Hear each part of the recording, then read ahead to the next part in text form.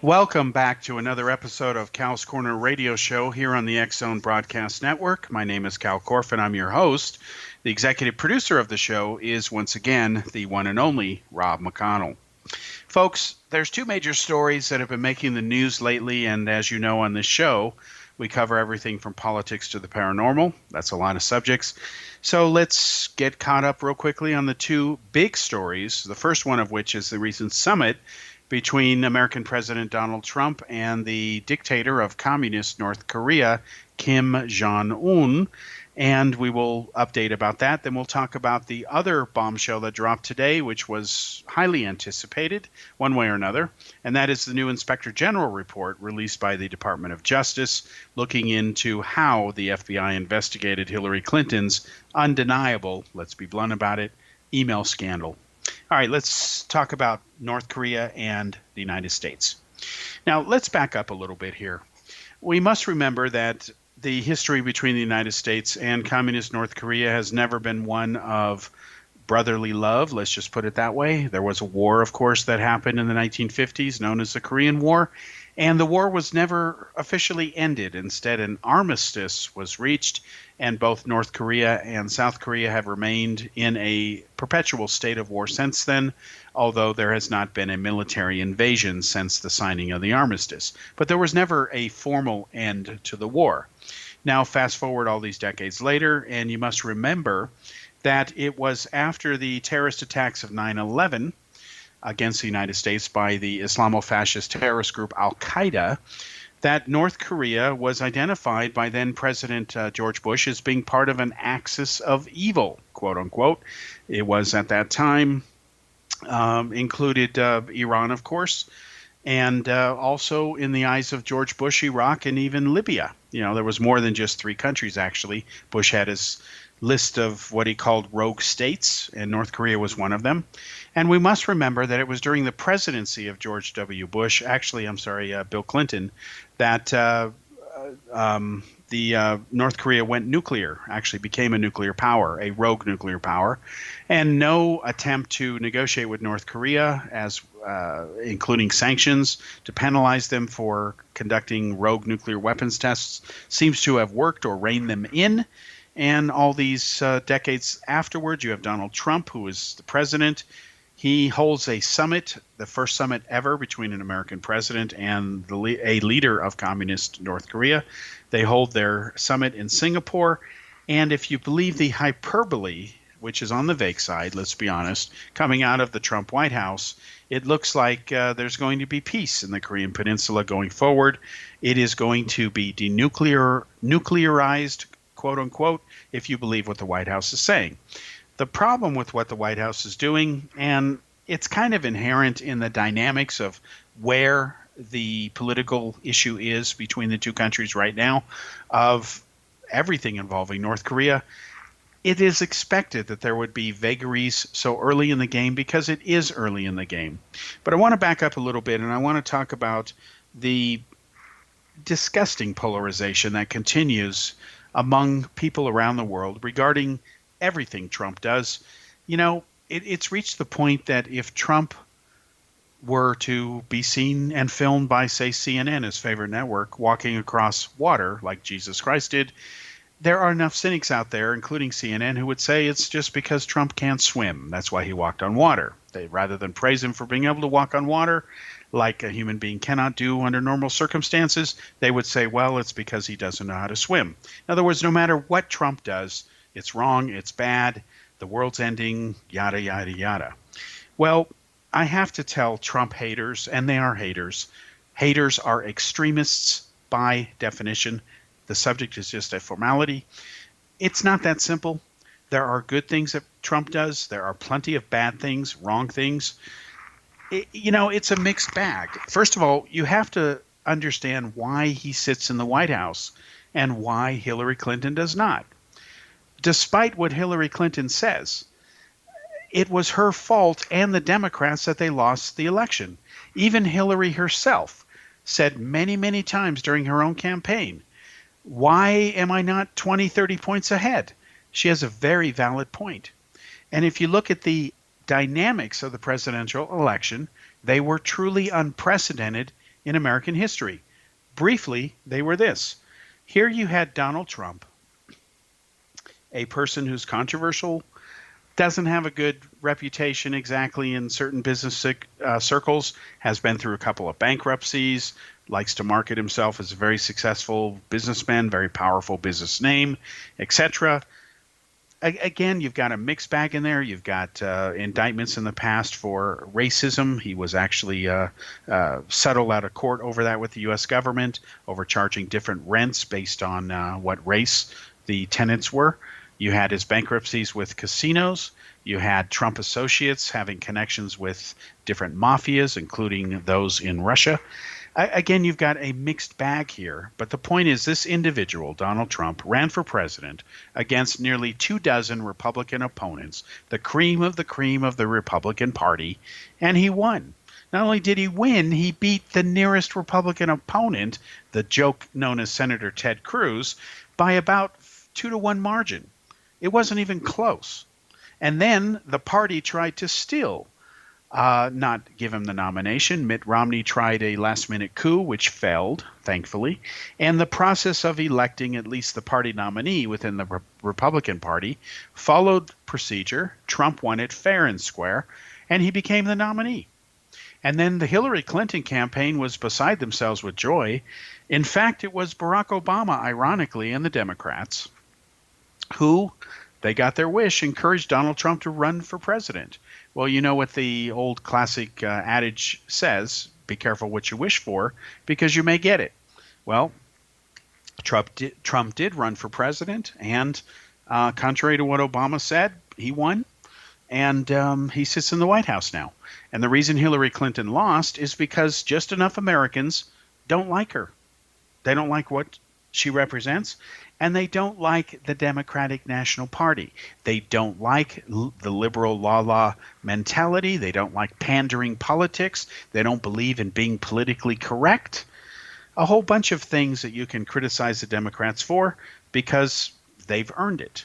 On the other hand, most Americans will admit in the polls, when you ask them, that their overall ideology of how they feel about national defense, how they feel about medical care, how they feel about the economy, how they feel about big business and unions and wages and labor laws and so on.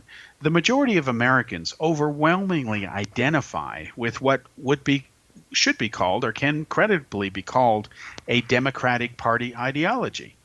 Yet here you have most Americans identifying more naturally with the Democrats than the Republicans, especially the conservatives. Most Americans do not belong to the far religious right. They never will. They never have, at least not for centuries.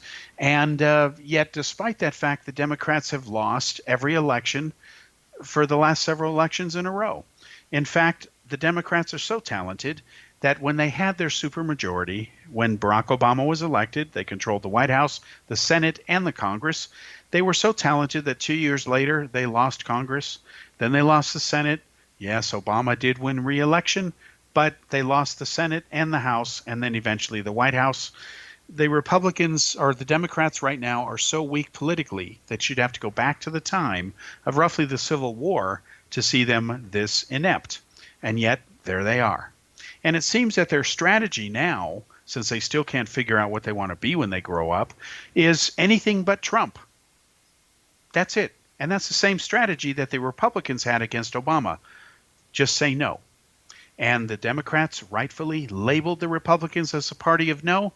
Well, now the Democrats own that title, and it is disgraceful to be the party of no across the board.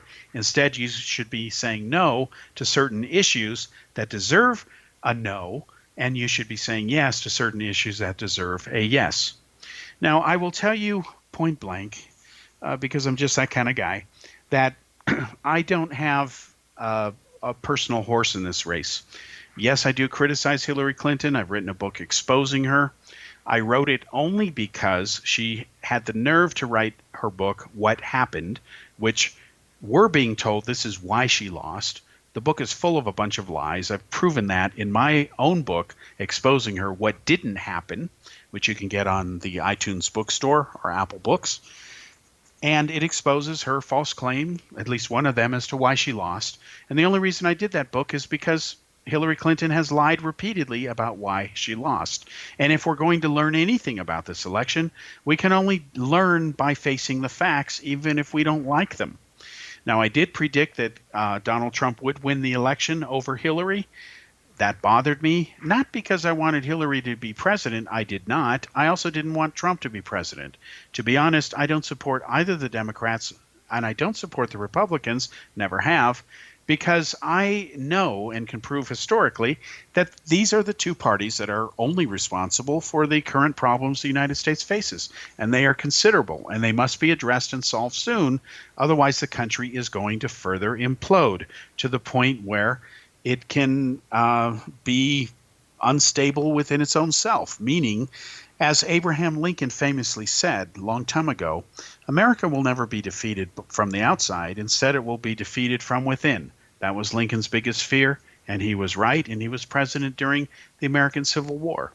Well, what's happening now politically is the country has become the divided states of America, and we need both parties to start doing their jobs. And if they don't do their jobs, they need to be tossed out and replaced by politicians from whatever party that will. We'll be back after this commercial break.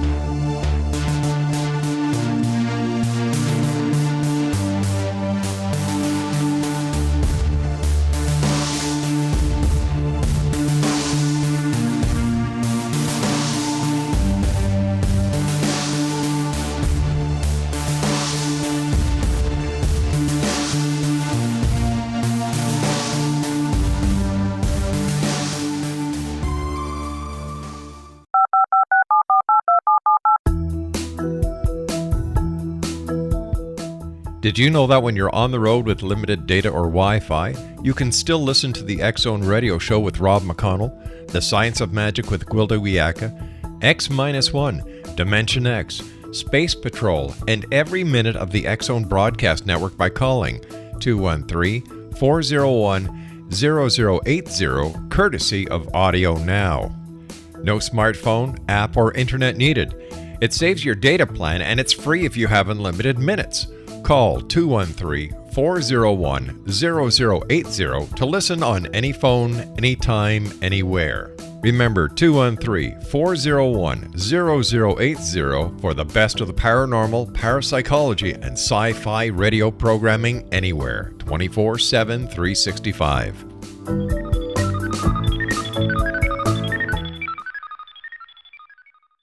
You have heard of the X-Zone?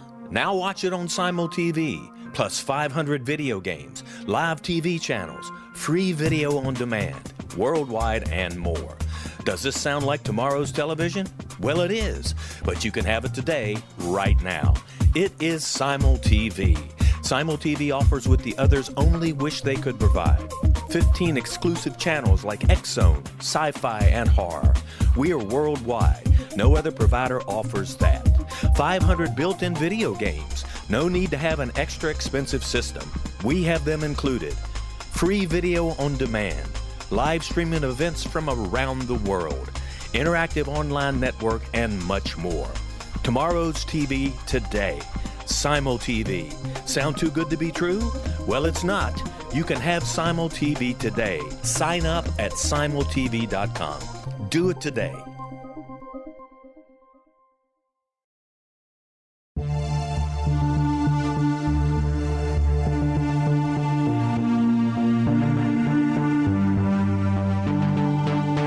We live in rapidly shifting times of extreme volatility and uncertainty. Such profound change brings a unique opportunity for the evolution of consciousness. I'm Gwilda Wiyaka, host of Mission Evolution Radio Show, a program that explores the latest scientific developments and deepening spiritual truths supporting human evolution. Join me on xzbn.net, where I interview leading experts in science, physics, medicine, spirituality, and more. By applying divergent viewpoints to leading-edge topics, we uncover expansive and evolutionary truth to assist you on your path to enlightenment. More information and past episodes are available at missionevolution.org.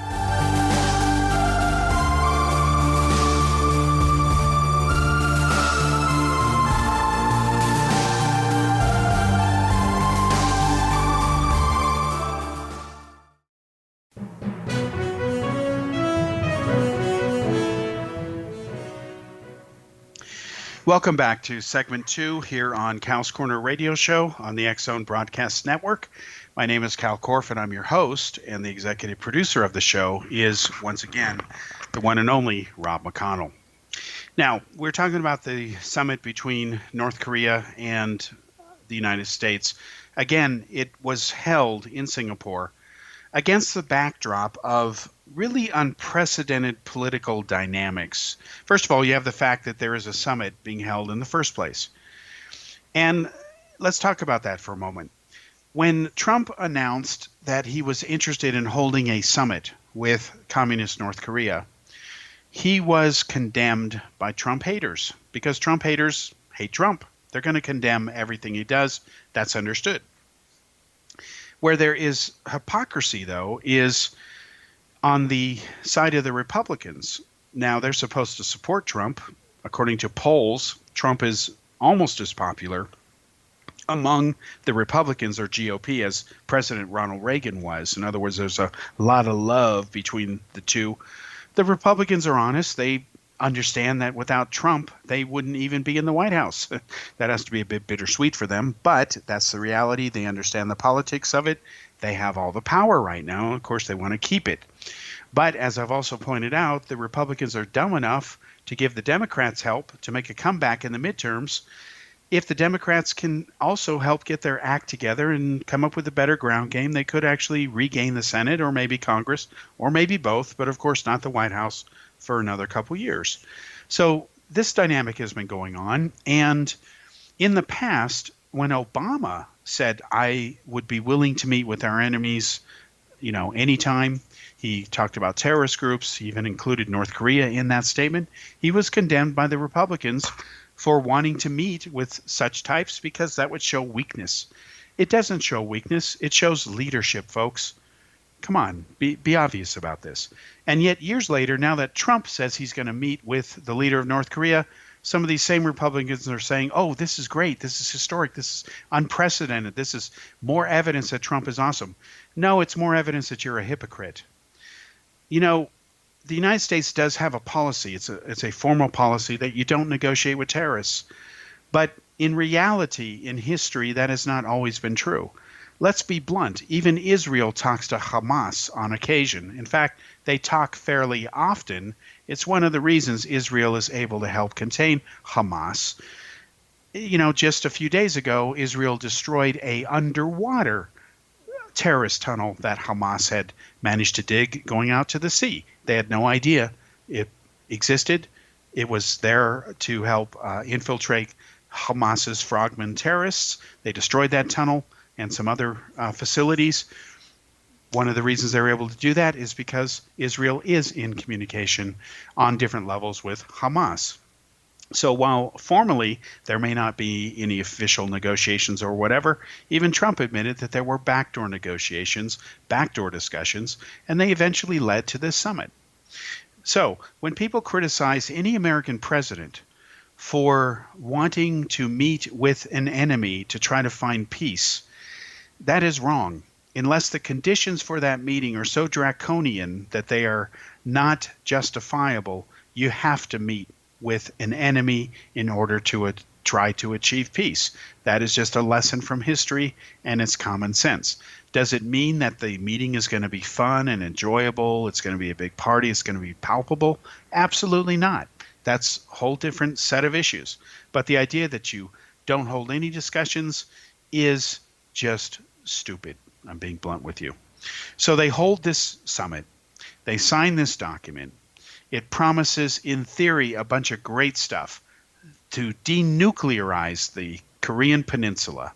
Trump even says he's canceling the military exercises. He even admitted they were provocative. Now, that's debatable. He even said he wants to bring home tens of thousands of American soldiers who are stationed in South Korea.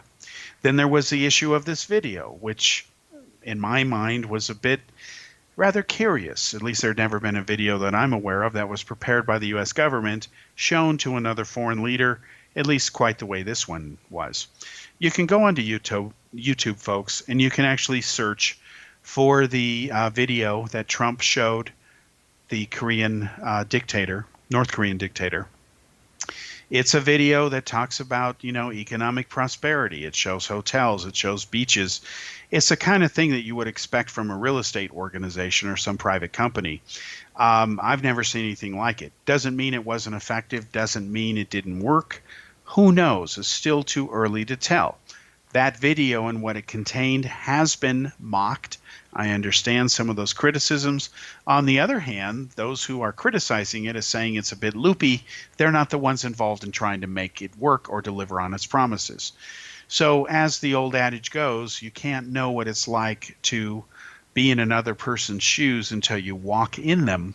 I would say that that applies to the current critics of this video. What the world needs to do is just step back and give this process the time required, the time that is necessary to see it run its proper course. Either we're going to have the wonderful stuff that President Trump has been promising, at least in his early comments, or they're not going to happen, or maybe only a certain percentage of them will. But as we have discussed in a previous show, because we've talked about North Korea a couple of times now, there was one time in a past episode here on the show where we specifically mentioned some of the issues that will have to be dealt with. If North Korea is going to reunify, for example, with South Korea, who's going to be the leader of Korea? Who knows? We've talked about that before. Nobody knows. Does this mean that there will be no nuclear weapons at all? The South Korea doesn't have any. The United States pulled out all of its nuclear weapons a long time ago from the South Korean peninsula. Or does it mean that there will be the nuclear weapons, but they'll be under international monitoring? Therefore, they can never be used in war. Who knows? Who knows if they could even pull that off? I would say at this point that if I had to declare a so-called winner in what is going on in Korea, let's assume that Trump's promises actually come true in the future. The overall winner is not only going to be pretty much the entire world, but if I had to name one country that benefits more than anybody from this, it would have to be North Korea itself and, of course, Communist China. And let me tell you why. First of all, we know what happens from history when more prosperous societies come into contact with those that are not as advanced or not as prosperous. What tends to happen is that the better societies, for lack of a better term, tend to dominate and eventually win. Now, there's precedent for this. Let's talk about some recent precedent real quickly. Look at the Cold War. When communism started to fall in Poland and Hungary and Czechoslovakia and in East Germany, it fell like dominoes. Literally every month, another communist regime fell in those times. And what happened is when some economic prosperity, which was the lack of economic prosperity was the main cause of the failure of communism, it simply consumed itself, imploded. What would happen is if free contact were allowed between South Korea or other parts of the world and North Korea, it would cause instability problems for the communist regime in North Korea, because the reason it survives in its current form is because it is not in contact with most of the world. What's going to happen when people, potential investors, want to start their newspapers over there? Would the Communist Party allow that? Absolutely not. Or it would have to change or cease being communist as it always has been. This is kind of obvious. I mean, look at China. How many free newspapers are in China today? The answer is zero. It's all controlled by the government. Google doesn't exist in China because the government won't allow it. They made conditions so bad for Google, especially through hacking and industrial espionage, that Google pulled out, cut their losses. Facebook does not exist in China, at least legally. Again, China won't let it exist. They have their own version of that, okay? So what China wants is for North Korea to essentially be a carbon copy of itself. What the communist Chinese love is they love capitalism, even though they officially don't. But their version of communism isn't so pure. There never has really been a true communist country in the history of the human race. because communism can't work. Let's be blunt about it. So there has never been a true communist system because it's not possible. It's like saying, let's have a unicorn for president. It's never going to happen. So what you have is you have China, which is really a totalitarian capitalist system. It stays in power by brute force. Yes, it throws their people a bone by giving them a job, by helping with their economic and material prosperity, much better than the average Russian had it under the former Soviet Union, no question. But the Chinese government remains in power because it uses oppressive, even murderous violence and force to stay in power. It denies basic freedoms of speech. There are more people now in prisons in China than any other country in the world. And of course, they have this new social credit system where if you don't behave the right way, you don't watch the right programs on TV, you don't listen to the right shows on the radio, you don't spend enough time studying the party literature. Instead, you're spending time on your Xbox, or maybe you're watching some adult movies or doing whatever you want to do instead of what the party wants you to do. You will be penalized under this social credit system in China, denied basic rights, including the right to travel, hold a job, get a loan, get a mortgage, take the subway, take the bus, take a flight. There are already people being penalized for this because in China they want to control everything, and this is why they've started this new system. North Korea does the same thing, but it uses less finesse methods. It uses more brute force because it's a smaller country, much smaller. And we'll be back after this break to continue to talk about what North Korea will be planning. We'll be right back.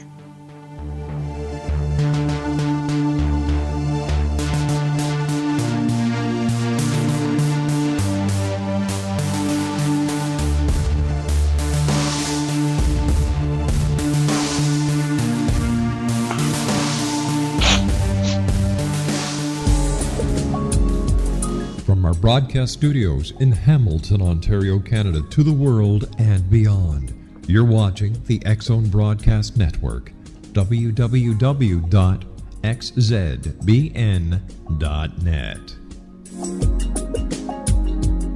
AVS Media Den. You have heard of the X-Zone? Now watch it on Simul TV, plus 500 video games, live TV channels, free video on demand, worldwide, and more. Does this sound like tomorrow's television? Well, it is, but you can have it today, right now. It is Simul TV. Simul TV offers what the others only wish they could provide. 15 exclusive channels like X-Zone, Sci-Fi, and Horror. We are worldwide. No other provider offers that. 500 built-in video games. No need to have an extra expensive system. We have them included. Free video on demand. Live streaming events from around the world, interactive online network, and much more. Tomorrow's TV today. Simul TV. Sound too good to be true? Well, it's not. You can have Simul TV today. Sign up at simultv.com. Do it today.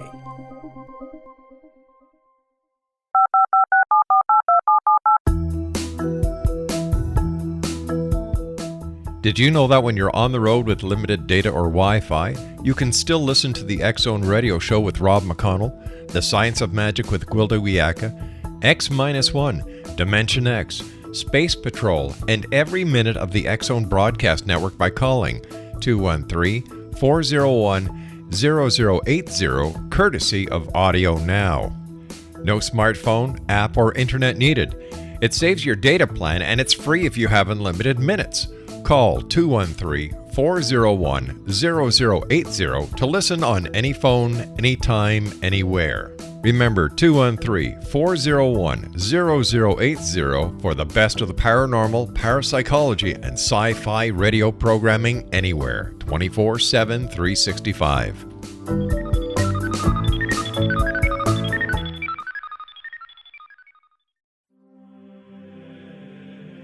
Rob McConnell here, presenting an overview for Nicholas Paul Jennings, author of a fascinating book, Amen. It presents facts revealed by Egyptologists, facts that enable us to understand why Amen is the beginning of creation of God. It provides recommendations for religious leaders of the major religions to unify their beliefs and teach the Word of God. Love one another. Amen informs people how mankind conceived God. It was the Egyptians that developed the concepts of a soul, a hereafter, and Son of God. And finally, after the worship of many gods, they conceived the belief in one universal God, the maker of all there is.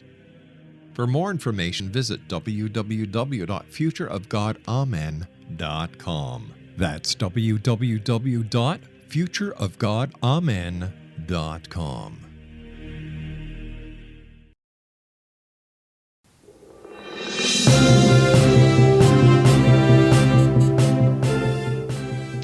Welcome back to segment 3 here on Kal's Corner radio show here on the X-Zone Broadcast Network. My name is Kal Korff, and I'm your host. The executive producer of the show is Rob McConnell.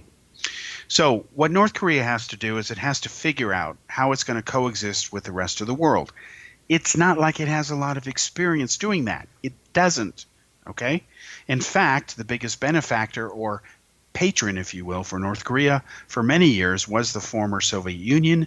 When it imploded in 1991, the Chinese stepped in and filled that vacuum. They've been using and fueling communist North Korea for their own aims since then, in the same way that China uses Pakistan to poke India in the eye and further its agenda there. So what North Korea has to do is it has to figure out how to get along with the rest of the world. Its leadership wants to stay in power, like all leadership does. On the other hand, how is it going to do that and try to westernize or liberalize or modernize or start imposing or allowing some freedoms? It can't have it both ways, and that's going to be a big challenge. And then there's the issue of, should the communist regime fall in North Korea, what kind of regime would take its place? Would it be one driven mostly by South Koreans? Would it be jointly administered by North and Southern Koreans? Would they be real Democrats? Would they be social Democrats? Would they be liberals, conservatives? Who knows? There's no way to predict this. The interesting thing about what is going to happen now is that the world is literally at the crossroads of its existence regarding what it's going to do or not do with communist North Korea. We know that the status quo cannot continue. There would be war. That would be the logical, inevitable, and actually logical outcome. You can't have a country, whether it's North Korea or any other nation, doesn't matter. You can't have them threaten other nations and threaten to wipe them out with their nuclear weapons, continue to build those nuclear weapons, target that country, continue to conduct tests. It just cannot be allowed to happen. So we know that the status quo cannot continue. On the other hand, what does that mean? Other than the obvious that it has to change, it means there's going to have to be compromise on all sides, including from the United States as well as the Chinese. Now, what's interesting about this is that years ago, there was a leak of a document by WikiLeaks. Now, this was during the time when Hillary Clinton was Secretary of State. And I'm not picking on poor Hillary. She's not poor, for one. But secondly, I'm not picking on her. But it was during the time that she was on top of things and supposedly in charge that a memo leaked where the Chinese leadership at that time told the United States and some colleagues, third-party countries, that they would be willing to consider the reunification of the two Koreas. And what was interesting is the Chinese not only agreed to have North Korea and South Korea reunite, they agreed that Seoul, which is in South Korea, not North Korea, would be the capital of a reunified Korea. It always has been, or was. And that it would basically be a free democracy, essentially unchanged from what South Korea is today. The U.S. would not have a military presence there, which would, of course, delight the Chinese. And what the Chinese seem to care about most, based on this memo and some other communications, was that China become the de facto economic kingpin in the area. Now, think about this for a minute. It makes sense. Again, there's no question that communist China, so-called communist China, loves to make money. They have an economy almost as big as the U.S.'s. And if they become the de facto economic power, which they would in that area, so-called Korea would be its main trading partner, other than the U.S., which is not in that area. And, of course, Japan would be another power too, but China and Japan are not exactly best friends. A lot of hard feelings over the decades of hostility between those two countries, especially since World War II. And what was interesting about this memo is that the Chinese were basically willing to throw North Korea under the bus in exchange for making what essentially would be, over time, trillions and trillions of dollars. Now, assuming that those talks years ago from the Communist Chinese were sincere and that they are still thinking this way, or at least open to this way, this may be how the North Korean issue is solved. It may be that the Communist Party just fades out like they have in other countries, and then it becomes essentially an extension of what is now South Korea, except for all of Korea. And then China ends up becoming the main economic power. The U.S. would come in there and help initially at first, but most of the area, at least in Korea, especially in what is North Korea today, would be essentially ceded to the Chinese and Chinese sphere of influence, if you will. America would be in there, but not the way it is in South America or South Korea. So this is one possibility of how things could be handled. Now, there's another issue, too. The U.S. is going to want some sort of security guarantee for this new Korea. What's to keep China from coming across the border and invading it and gobbling it up anytime it wants to? Well, technically nothing other than Chinese will. So the U.S. would probably want, along the border with this new United Korea, some sort of buffer zone or some limit on Chinese troops and the kinds of military personnel and weaponry that would be stationed in the area. This is especially true if the United States is going to withdraw its troops and not have a permanent base in South Korea, which under a unified Korea scenario would likely be the case. So bottom line is you have people who are hesitant to give Trump his credit for what he's done.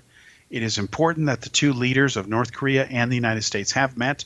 What that means going forward, only a genuine psychic would know. And since I don't believe there is such a person, we all won't know until time plays itself out. What is interesting is that whatever is going to happen is going to be sooner rather than later. Everyone agrees the status quo cannot continue. Even North Korea seems to agree to that. So this is a very exciting time, and we should wish for the best, try to work for the best, strive for the best.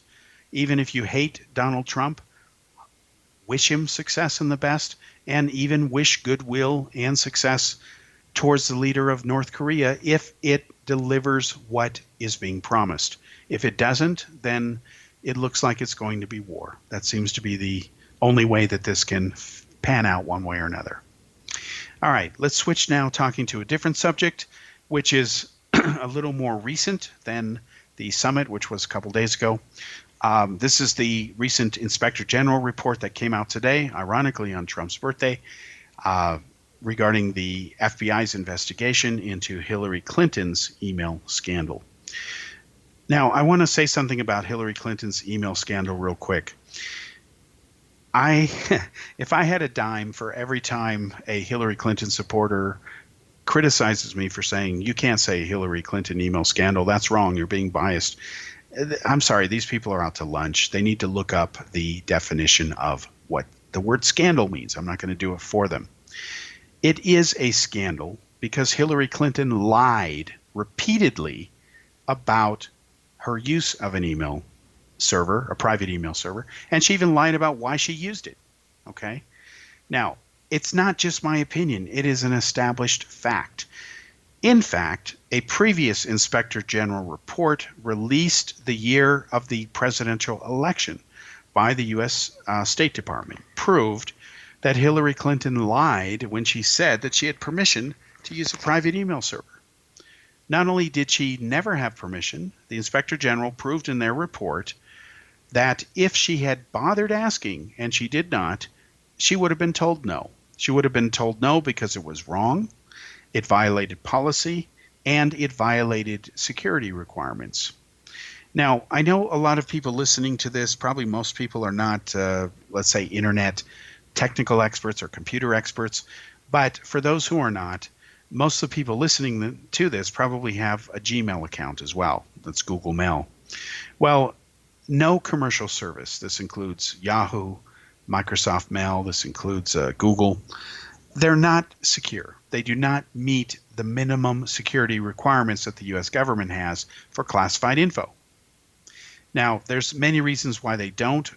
The main reason of which is they're not meant to contain or deal with classified info. They're not designed for that. So, there's not going to be any protections that way. But it is a fact that Hillary Clinton set up her own private email server. This was deliberate. The server did not configure itself. It didn't invent itself. And it did not meet the security requirements that somebody who is a member of a presidential cabinet, in this case Secretary of State, which a person who deals with a lot of classified emails, her email server did not meet those requirements. She did not ask for permission to use it. She violated her own State Department policies, and she even lied when she said she had permission. In fact, one of her predecessors, former Secretary of State Colin Powell, he called her out when she had lied and said that she had talked to Powell about it. What she didn't say is that she had talked to Powell about it a year after she'd been doing it. Of course, that's a typical Clinton doublespeak there, and that is that they tell you a partial truth, not the full truth, or they don't give you the proper context. If I said to anybody, well, I talked to Colin Powell about it, had no problems, you would think, oh, I had permission. But if I say I talked to him about it a year after I was already doing it, that's a whole different important context that Clinton left out, that the Inspector General and Colin Powell nailed her on. So yes, it is a scandal. Did it cost her the election? No. Was it a factor? Yes. But I remind people who try to blame her failure to win the White House on the email server that they're not paying attention to the reality of the facts about her campaign. We'll be back to talk about those after the commercial break.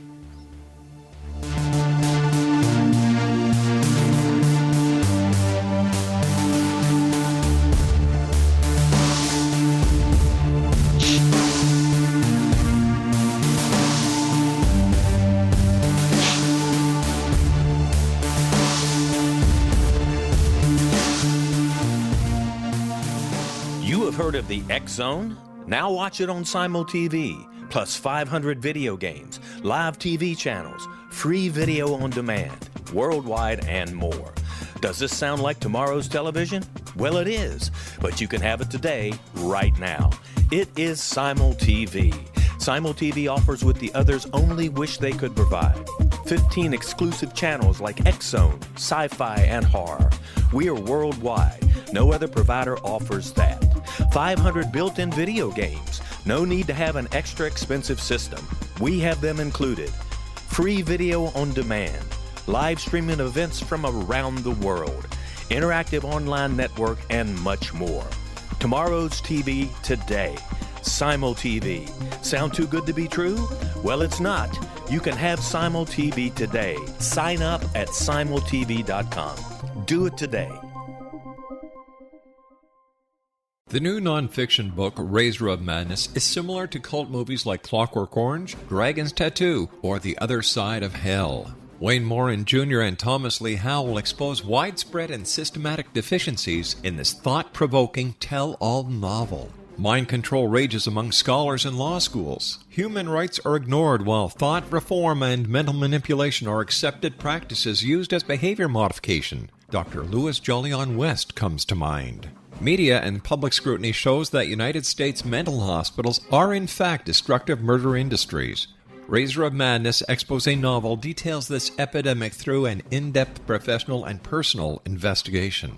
For decades, there has been a revolving door policy that still releases killers and pedophiles back into society. The maestro of mind control continues to haunt America to this very day. Razor of Madness is available in paperback or as a downloadable ebook at Amazon.com.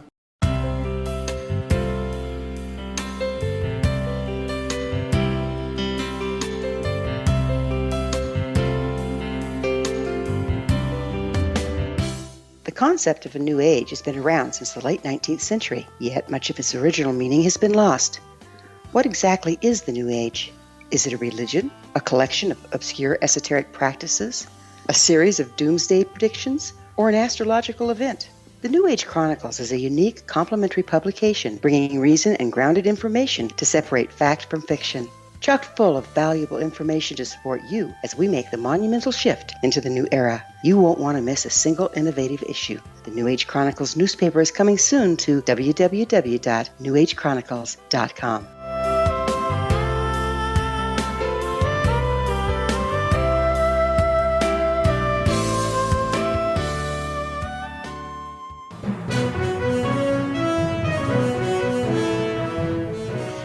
Welcome back to the fourth and final segment here on Cal's Corner Radio Show. My name is Kal Korff, and I'm your host, and the executive producer of the show is once again Rob McConnell.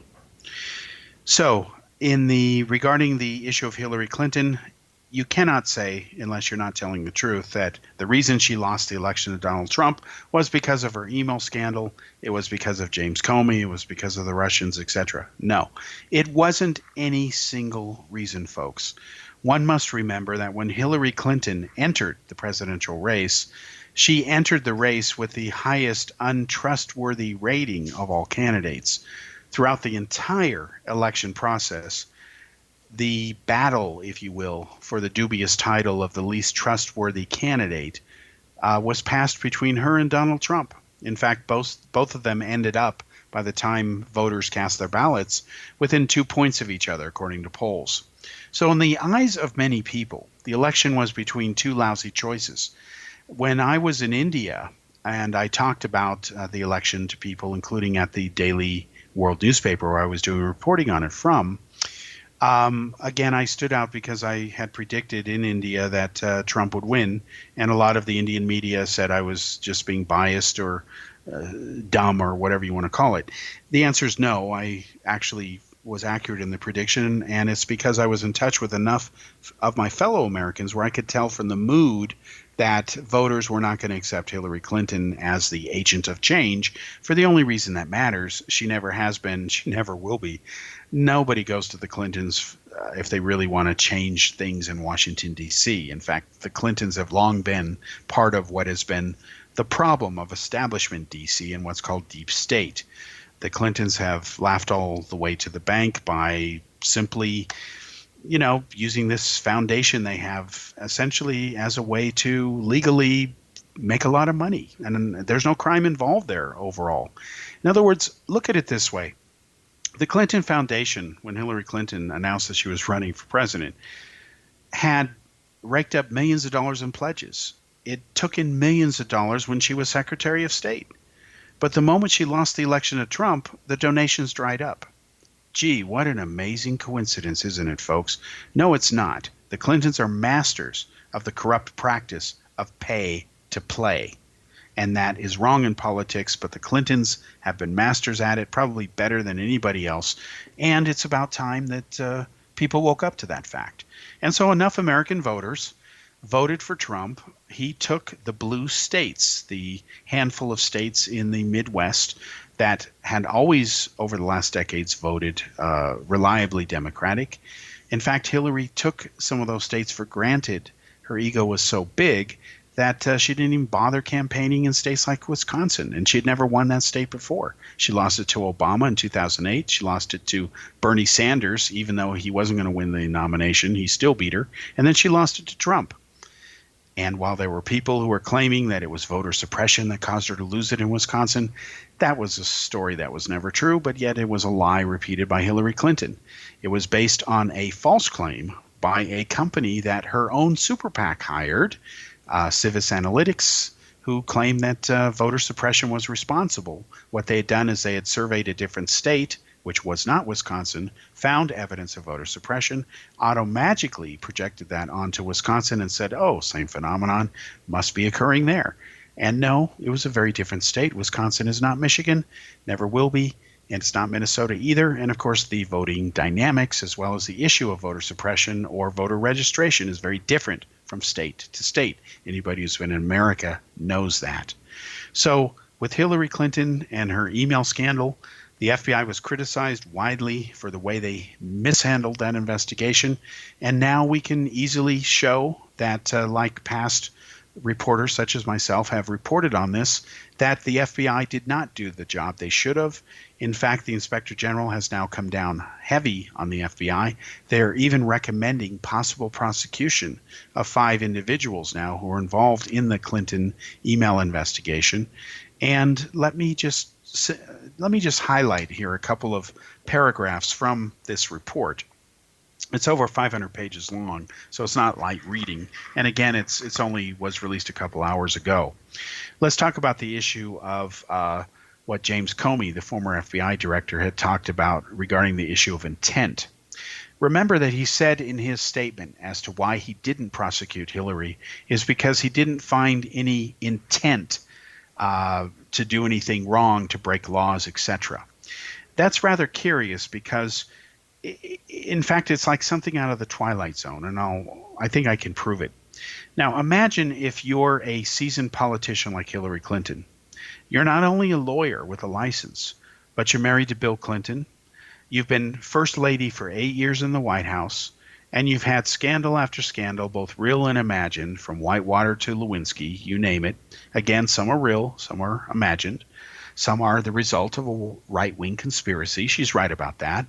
But others are legit, like Monica Lewinsky scandal. And are you going to tell me with a straight face that if you're someone as seasoned as Hillary Clinton, who was a senator as well after she left the White House, that you don't know, you're not smart enough, you don't have an IQ high enough to know that if you use a private email server, it's not going to be as secure as one you would use from the government? Are you that stupid? Well, if you believe Hillary Clinton's lies, yeah, I guess she was that stupid. And anybody believing her story would have to be even more stupid. I'm just being blunt with you. Okay, so let's say you are that stupid and you set up a server in your bathroom, downstairs in your basement, in your house in New York. Do you think for a minute that nobody's going to try to hack it? Come on, hello. Especially when you become Secretary of State.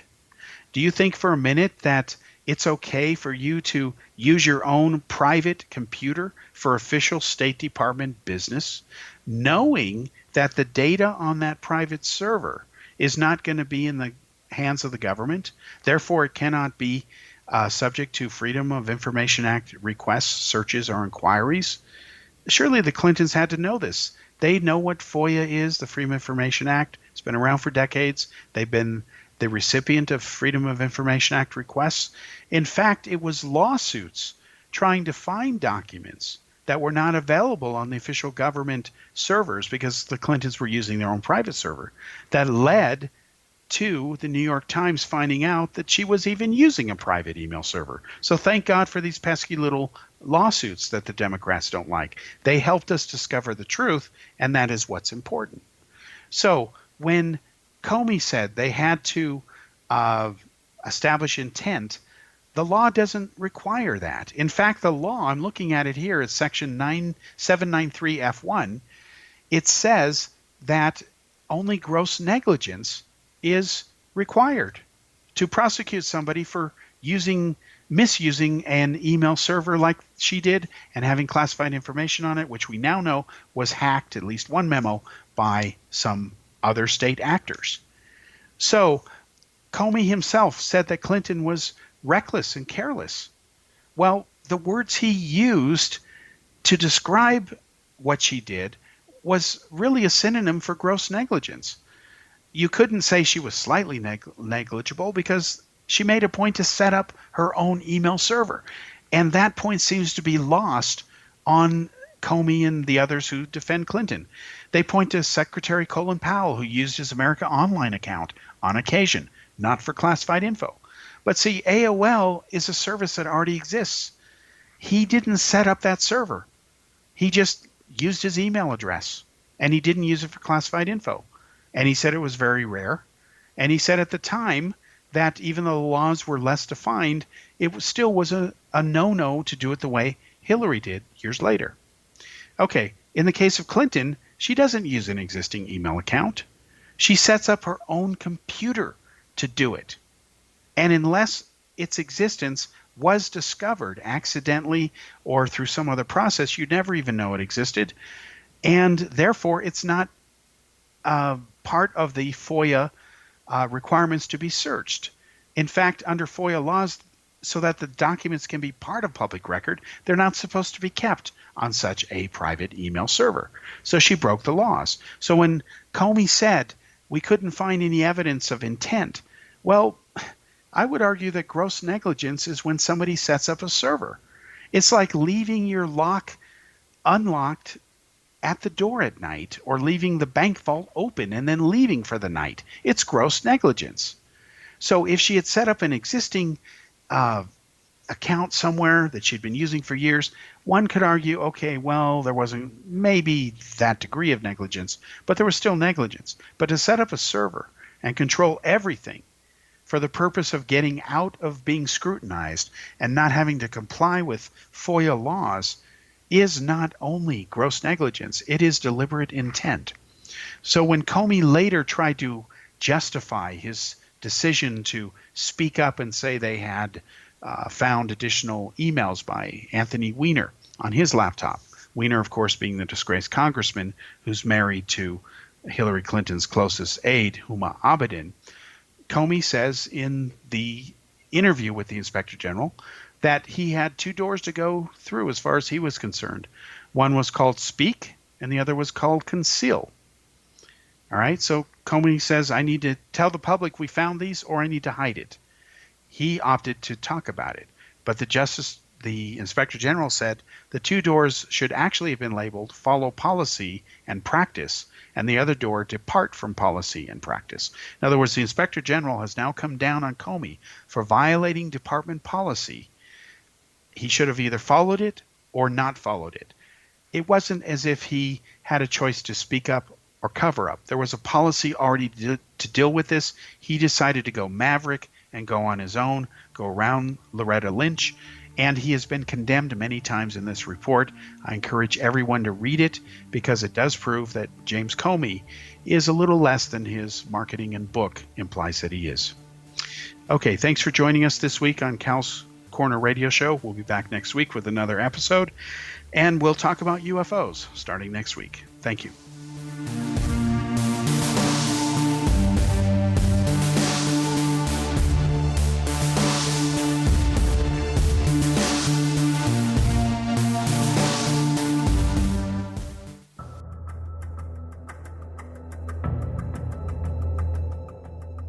Modern Esoteric, Beyond Our Senses by Brad Olson, consummates the lifology story about where humanity originates. It is the lost continents, the primitive wisdom, the mythos of creation, and the rethinking of ancient history as we are taught in academia. There is much more to the story than what we have been told. As this is the first book in the Esoteric series, Modern Esoteric starts at the beginning of time and accelerates up to this modern age. Future Esoteric is book 2 in the series and takes a forward-looking position ahead of today with an open and honest examination of the ET issue and various unexplained phenomena. To discover the writings of author Brad Olson, visit www.bradolson.com. That's www.bradolson.com.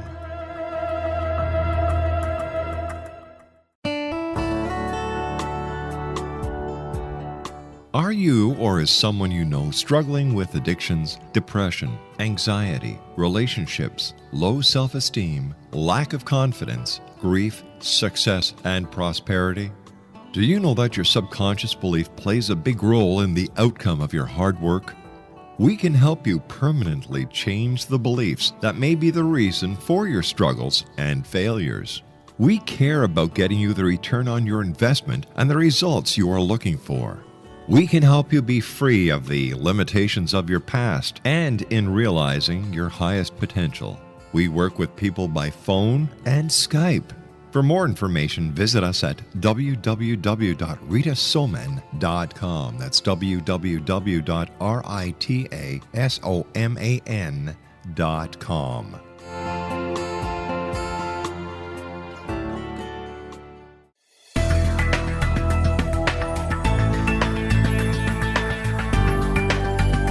Do you think you have energy problems in your home? Do you feel better when you're away than when you're home? Joey Korn is a global leader in the world of dowsing who specializes in personal energy clearing and space clearing. He can help you create an ideal energy environment in your home no matter where you live in the world. Learn about his remote spiritual house cleaning services and much more at www.dowsers.com. You can get Joey's book, Dowsing, A Path to Enlightenment, as well as other dowsing books and tools, Kabbalah books, and Walter Russell books. Joey's work is really amazing. Go to dowsers.com right now. That's DOWSERS.com or call 1-877-DOWSING. That's 1-877-369-7464.